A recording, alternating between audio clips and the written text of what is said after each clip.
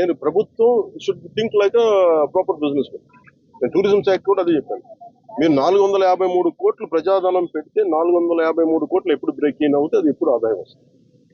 ప్రభుత్వం నుంచి తీయడం కాకుండా అందుకని దీన్ని డెస్టినేషన్ వెడ్డింగ్స్ లేదంటే అన్ని కలిపి ఈవెంట్ చేయాలి. దీని మీద కూర్చోబెట్టి ఇమీడియట్ గా దీన్ని ఈ వింటర్ లోపు దీన్ని ఒక నిర్ణయం తీసుకున్నాను. ఎందుకంటే నాకు ఈ టెండర్స్ ఎలా చేస్తారో నాకు తెలియదు, అవగాహన లేదు కాబట్టి దాని మీద అందరం కూర్చొని చర్చించమని చెప్పారు. ఇది మేము గౌరవ ముఖ్యమంత్రి గారికి దీన్ని మా రెజల్యూషన్ తెలియజేస్తాం. అది ఎందుకంటే వాళ్ళు కూడా మన ముఖ్యమంత్రి గారు కూడా ఏమంటారంటే చాలా సార్లు మీరు ఏదైనా ఒక ప్రపోజల్ తోటి ఒక సలహాతో రండి, మేము తీసుకెళ్తామని అనేక పర్యాలు కేబినెట్ మీటింగ్ చర్చ దాంట్లో భాగంగా మేము ఇక్కడికి వచ్చి కూర్చొని ఇది కుటుంబ ప్రభుత్వం జనసేన ప్రపోజల్ గా దీన్ని ఎలా చూస్తున్నాం అనేది వారికి తెలియజేస్తాం.